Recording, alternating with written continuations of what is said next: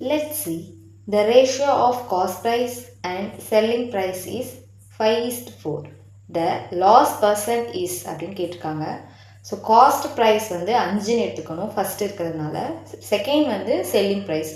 So 4ன்றது selling ப்ரைஸாக நம்ம consider பண்ணிக்கலாம். இப்போ 5 ரூபாய்க்கு வாங்கி 4 ரூபாய்க்கு சேல் பண்ணியிருக்காங்க. ஸோ கண்டிப்பாக இதில் என்ன ஆகிருக்கு? லாஸ் ஆகிருக்கு. எவ்வளோ ஆகிருக்கு அப்படின்னா 1. ஸோ 1 போட்டுக்கணும்.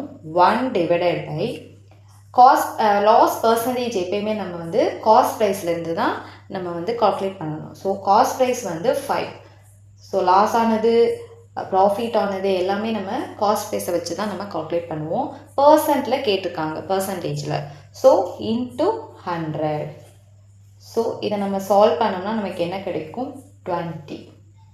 ஸோ திஸ் ஈக்குவல் டு 20% நமக்கான ஆன்சர்.